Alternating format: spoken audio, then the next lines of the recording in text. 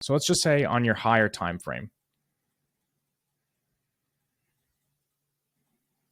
Okay, let's just say you have this big move on your higher time frame and you've got a fair value gap. This is your only order flow, your only key level.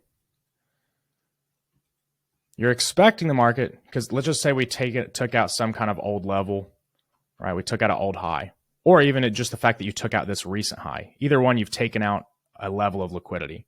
So you're expecting the market to come back into this fair value gap at some time. So understanding that there's going to be a consolidation, there's usually going to be a rundown towards the fair value gap or into it, a pause, and then a sweep, right? Understanding that this is likely to happen, and this is how a market maker is starting to form. What the value of this does is it gives you context into a retracement.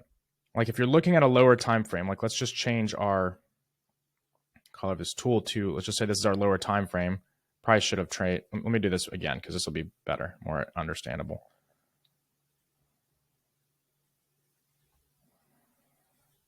So let's just say our green is our higher time frame. Okay, green is your higher time frame. You've got a fair value gap.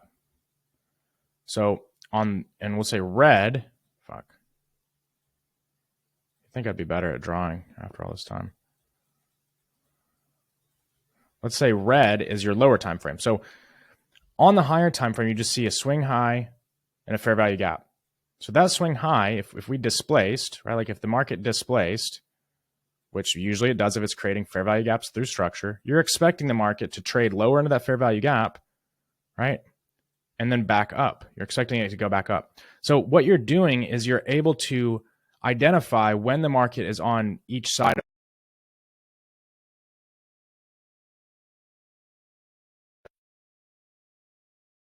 Or are we on the expansion part? Now, the value in a market maker model is really helping you understand and have more conviction in what part you're in. Now, if we want to simplify this, and this is why it's taught like this in week 1, this is my logic behind it. At the end of the day, what is each market maker really started by on a basic level? It's just started by a market structure shift in a key level, right?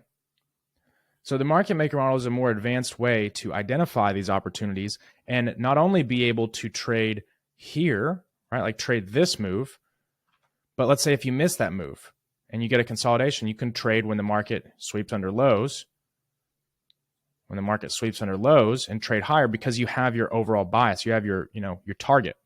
You can also, as you become a little more advanced, trade the way down. That's essentially the value in market maker models. Now, is that a fully mechanical model? No. Okay. And let me be clear. At the end of the day, if there is a human executing a model, it is not mechanical. And this is something that I've really came to terms with recently. I was actually talking to Rich. Is Rich in here? I was DMing Rich about this. As humans, why do we look for mechanical models? We look for mechanical models because we want to take the guesswork out of trading, and we want to have stress-free trading and not have to think and let the markets think for us.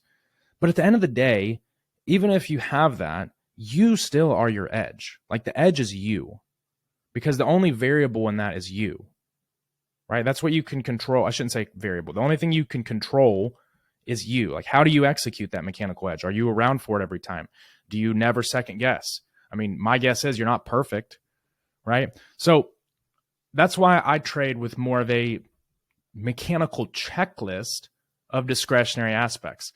Like, for example, let's take a look at this video. This is a video that's going to go out on YouTube today, but we'll take a look at this Miro board right now.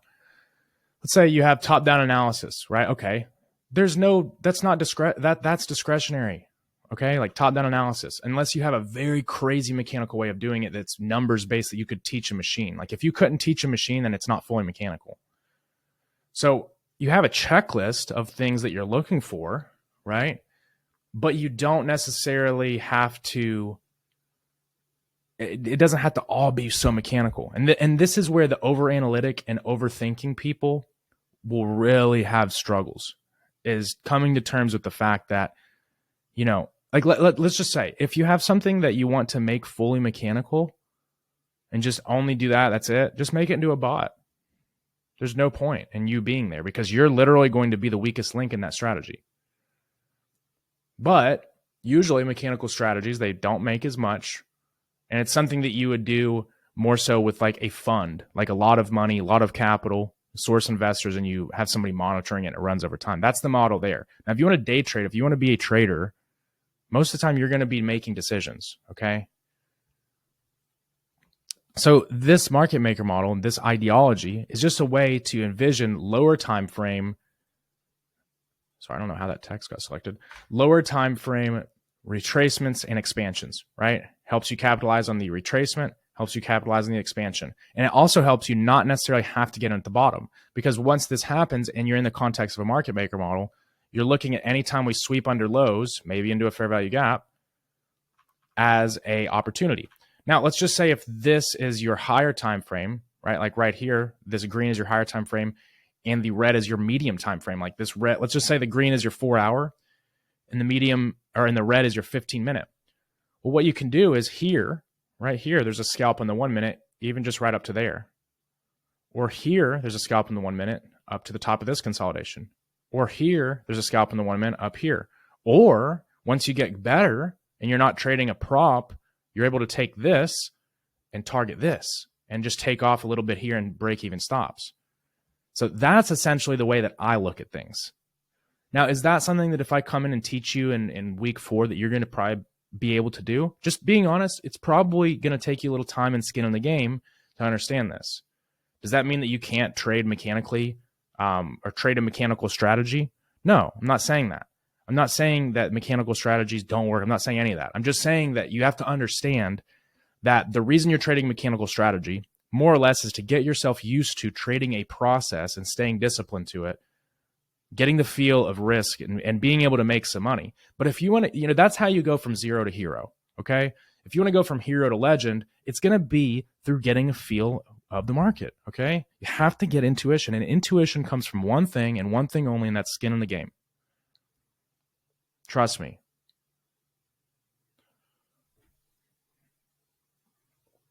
Super, super important stuff.